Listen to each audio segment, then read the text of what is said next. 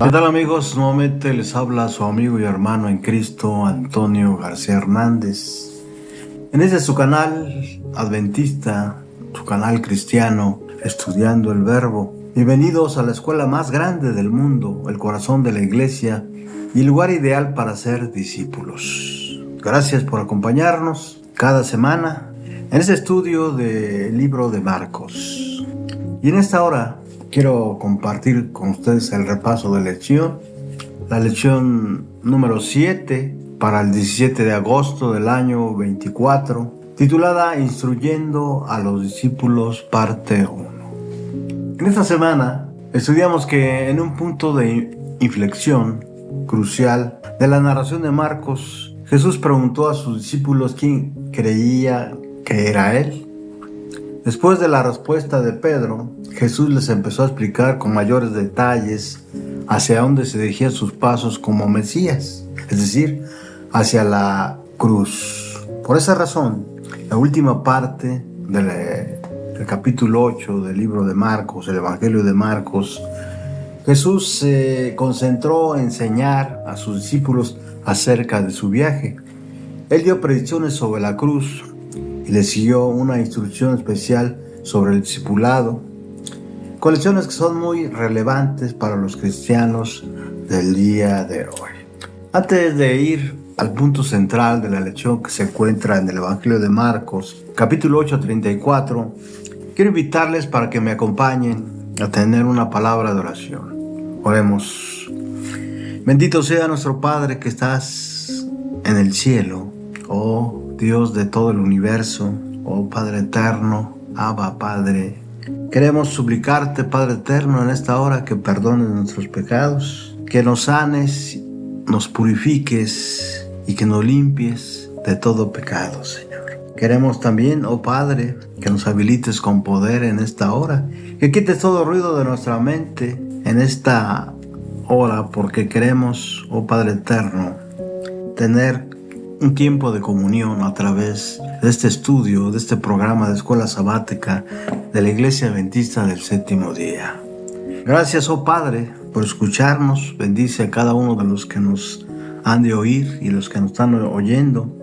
Bendice también, oh Padre, a todos los enfermos, a nuestros hijos en la carne, a nuestras esposas, a nuestros nietos y nietas, a todos nuestros amigos, a los santos de este distrito y a todos los hermanos en Cristo y a tu iglesia en todo el mundo.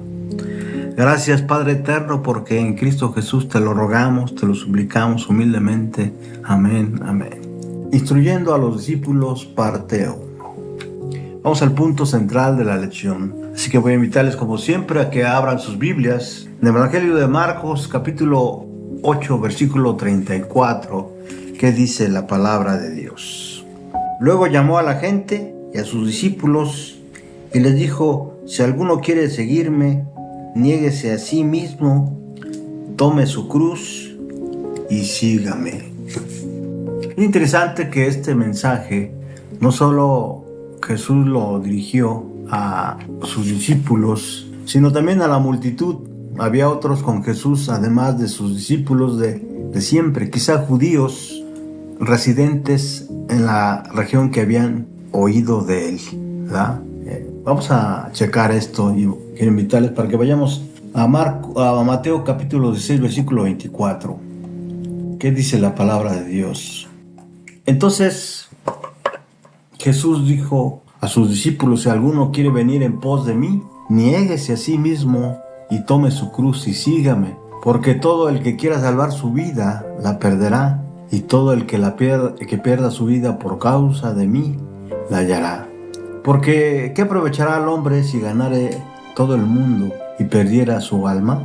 ¿O qué recompensa dará el hombre por su alma? Vamos a reflexionar en este punto antes de entrar de lleno al repaso de la lección, ¿verdad?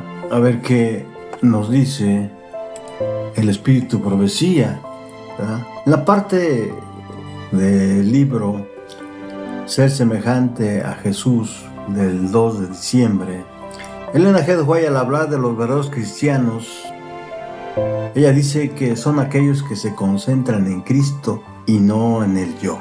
La palabra de Dios presenta la descripción de un verdadero cristiano que corresponde con la obra del Espíritu Santo en el corazón y la vida. Los hijos de Dios saben inmediatamente que tienen en su corazón la evidencia de que han nacido de Dios. Seguir al Cordero donde quiera que vaya significa profundidad y anchura de la experiencia. Siempre se encontrarán la abnegación y el renunciamiento en el sendero que pasa por la puerta estrecha hacia las extensas praderas de los campos de pastoreo del Señor. Para los que creen en Cristo, Cristo es precioso. El trabajo de su espíritu en la mente y corazón de los creyentes está en una perfecta correspondencia con lo que está escrito en la palabra. El espíritu y la palabra concuerdan perfectamente, de manera que el espíritu da testimonio a nuestro espíritu de los que hemos nacido de nuevo. Es semejante a Jesús, 34 o 343.3. Ahora sí, vamos a entrar a la lección, ¿verdad? ¿Qué será eso de resucitar de los muertos? Marcos 9:10. Los discípulos podían entenderlo de la hija de Jairo, que había muerto. Pero Jesús era el Mesías. No había venido a morir, sino a reinar. Estas palabras de Jesús debían tener un significado espiritual. Pensaban algo así como nacer de nuevo. Los discípulos tenían un concepto claro de lo que debía ser el Cristo. Eso hacía difícil para Jesús explicarles que eso no era así, que su misión era distinta, que no había venido a instituir un reino terrenal, que el camino a la gloria pasaba por la cruz. Otras denominaciones, como los Testigos de Jehová, en vez de decir la cruz, hablan de un madero. No importa si es la cruz o el madero, ¿verdad? Ciertamente, ya sea el madero, la cruz era un instrumento de castigo por parte de los romanos. Ahora, vamos a ver dos puntos interesantes en esta lección. Número 1, enseñanzas en dos fases y las enseñanzas sobre el reino. En las enseñanzas de dos fases vamos a ver la instrucción básica, ¿verdad?, que todo cristiano o seguidor o discípulo de Cristo debe tener. Número 2, con el conocimiento pleno. Y en las enseñanzas del reino vamos a ver el reino futuro y el presente. Número 2, el mayor en el reino y cómo entrar en el reino. Vamos al primer punto, que son las enseñanzas en dos fases. Vamos a ver la primera enseñanza, que es la instrucción básica, ¿verdad? Para ello quiero invitarles, como siempre, a que tomen sus Biblias, la palabra de Dios, el libro de libros, en Marcos 8:24. Marcos 8:24. ¿Qué dice la palabra de Dios? Marcos 8:24. ¿Ya lo tienen? Él mirando dijo: veo los hombres como árboles, pero los veo que andan. Sin duda, este que dijo esto era un ciego en Betsaida, ¿verdad? Y este es el único caso registrado en el cual Jesús realizó una curación en dos etapas. No hay razón aparente para el empleo de este método en este caso. Sin embargo, debiera advertirse que cuando el hombre recuperó parcialmente la visión, aumentó su fe y estuvo dispuesto a creer que Jesús podía restaurarlo completamente. Esto es muy importante para nosotros, ¿verdad? La sanación registrada en Marcos 8:22 al 26, donde nos habla de este ciego de Betsaida, es la más extraña de las realizadas por Jesús, ¿verdad? En la primera fase el hombre es capaz de ver borrosamente. En la segunda fase ve por fin nitidez. Y ese es el proceso de la instrucción básica para ser un buen cristiano, para ser un seguidor de Jesús, ¿verdad? Cuando entramos, aceptamos a Cristo Jesús, a su iglesia, ¿verdad?, no somos capaces de ver las cosas claramente, las vemos de una manera borrosa, porque somos en ese momento todavía ciegos espirituales, ¿verdad?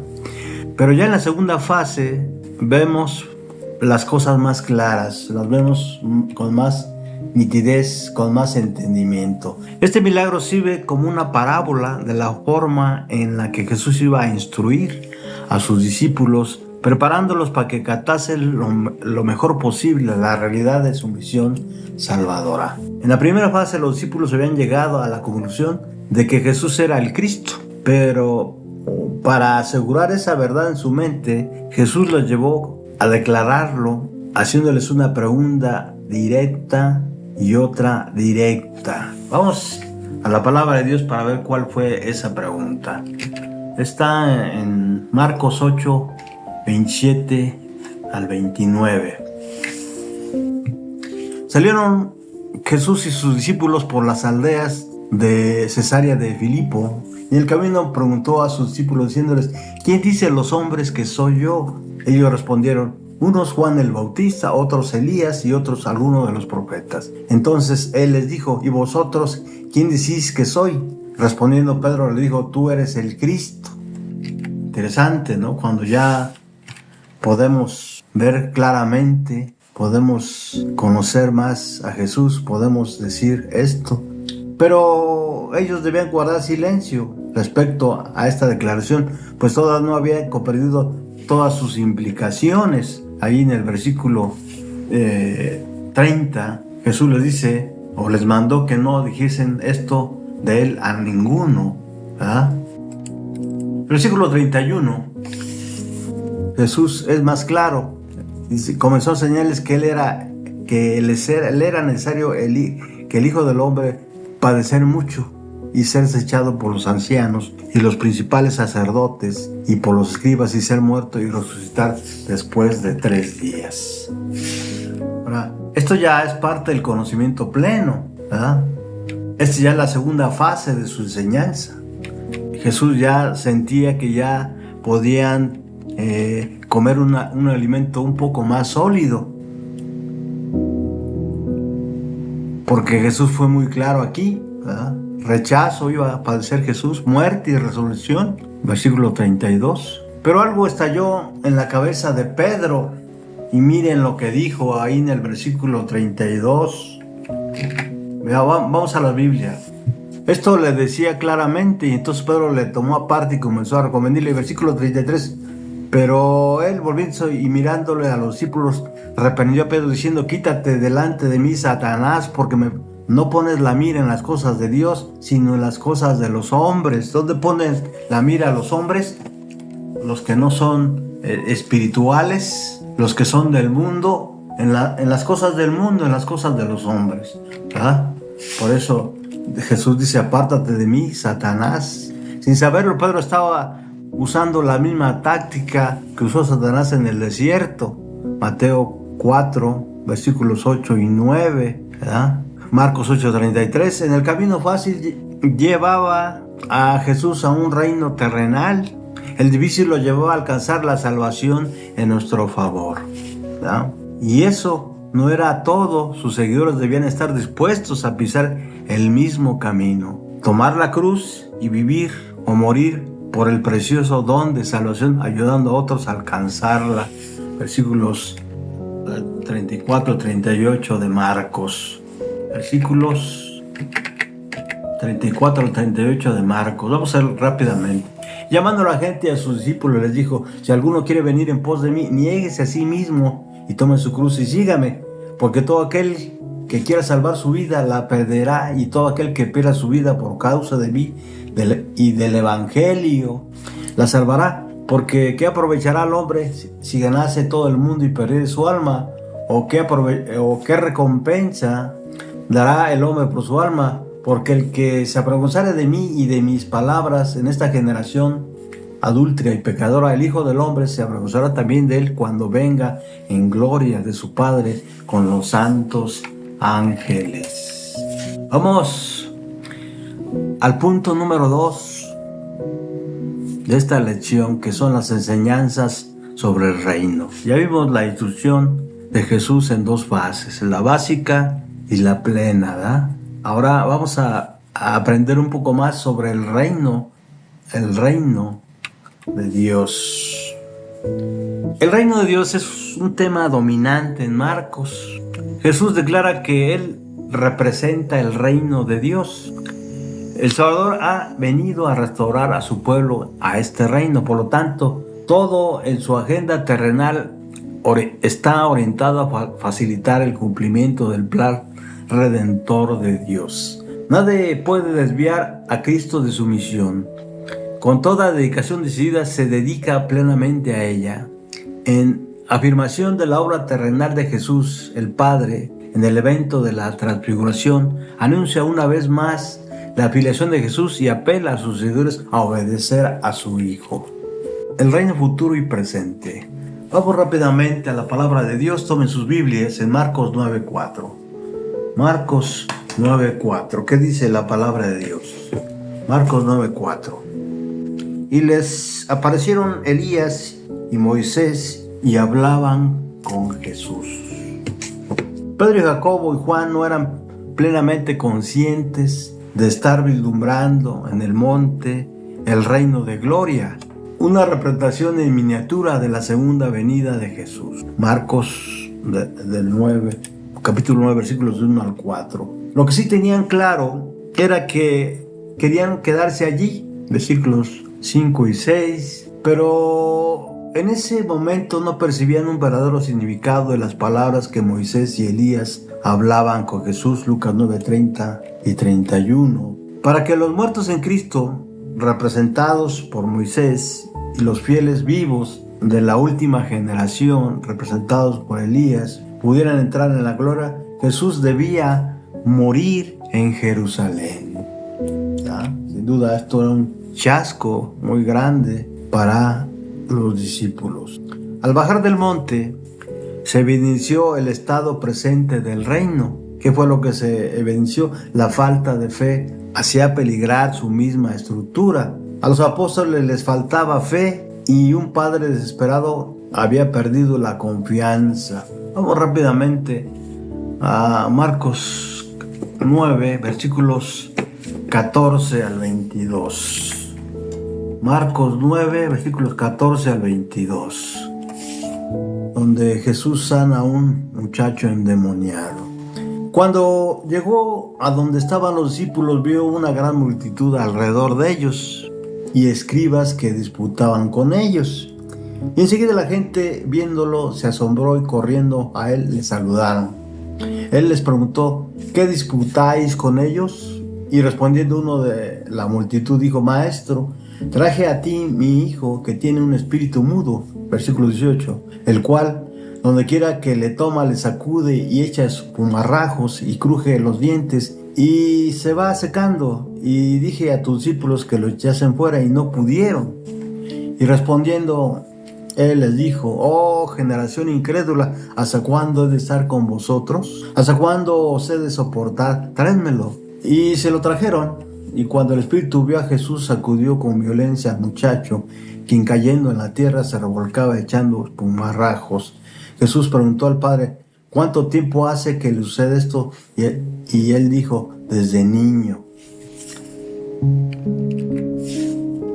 Con fe todo es posible, pero si te falta fe, clama como ese padre: creo, ayúdame en incredulidad, como dice Marcos 9:24. Vamos al siguiente aspecto de lo que estamos reflexionando acerca de las enseñanzas del reino. El mayor en el reino. Para ello, como siempre, vamos a tomar nuestras Biblias, la palabra de Dios, el libro de libros, y vamos al capítulo 9 de Marcos, versículo 35. ¿Qué dice la palabra de Dios? Entonces él se sentó y tomó a los 12 y les dijo: si alguno quiere ser el primero, será el postrero de todos y el servidor de todos. Aquí Jesús pone el dedo en la llaga. Cada uno de los 12 deseaba ser el primero en el reino que todos esperaban que establecería pronto el Señor. Vean Mateo 18:1. Se olvidan de que la verdadera grandeza implica renunciar a la grandeza como meta de la vida. El momento en que un hombre se propone destacarse como grande, demuestra pequeñez de alma. ¿Verdad?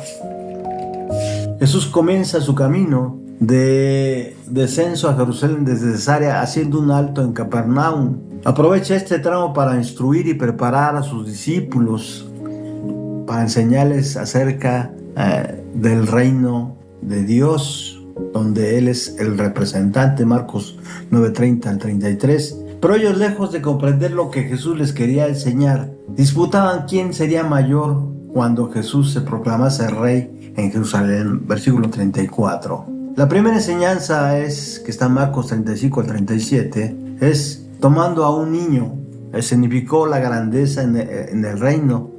Los primeros son los últimos. El mayor es el siervo. El más pequeño y humilde ha de ser tratado como si fuese Jesús mismo. Y la segunda enseñanza se encuentra ahí en Marcos, versículos del 38 al 41.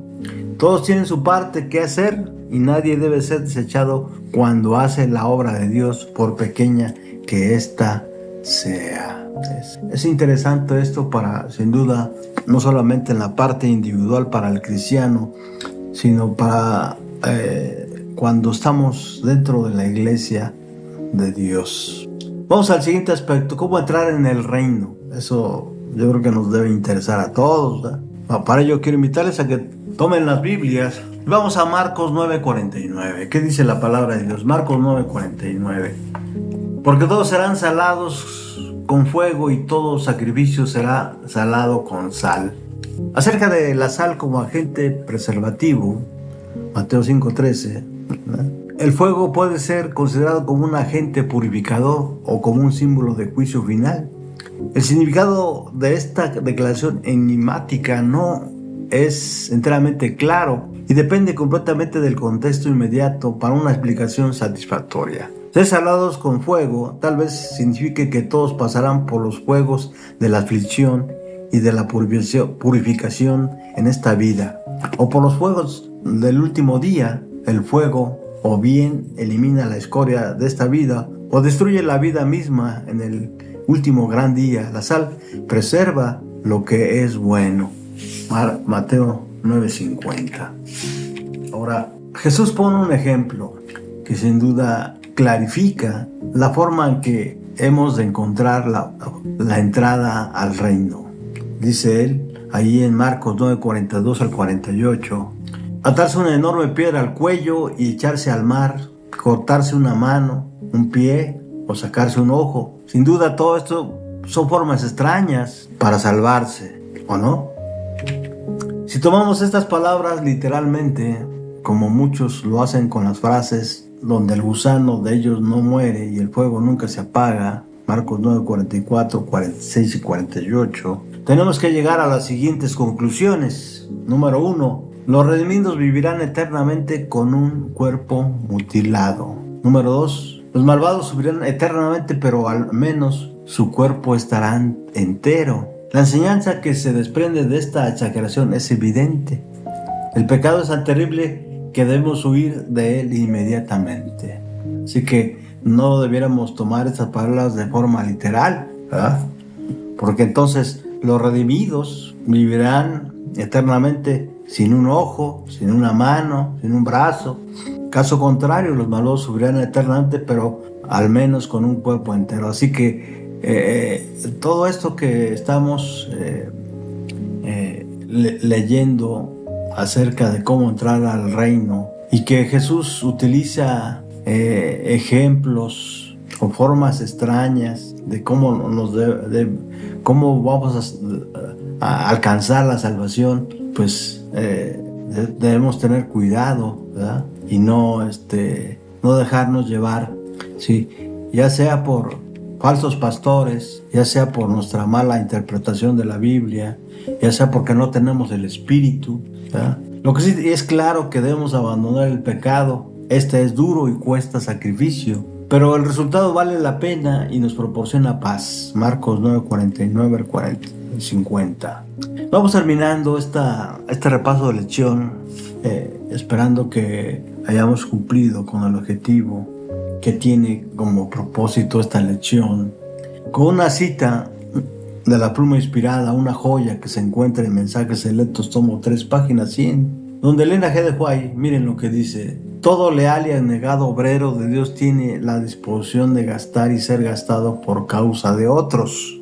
Cristo dice: el que ama su vida la perderá, y el que aborrece su vida en este mundo, para vida eterna la guardará. Juan 12:25. Mediante esfuerzos fervientes y reflexivos para ayudar donde sea necesario, el verdadero cristiano muestra su amor a Dios y a sus prójimos. Quizá pierda su vida en el servicio, pero cuando venga Cristo para reunir sus joyas, la encontrará otra vez. Que el Señor les bendiga abundantemente y como siempre quiero invitarles para que nos sigan acompañando en su canal Estudiando el Verbo. Les pedimos humildemente que si este estudio de la Biblia está siendo de gran bendición para ustedes, y que no lo dudo, nos regalen manita arriba y se suscriban a nuestro canal con el propósito de que más gente,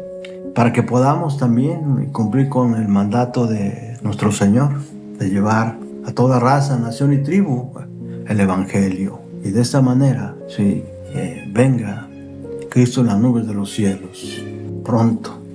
Hasta pronto y gracias por acompañarnos hasta el fin.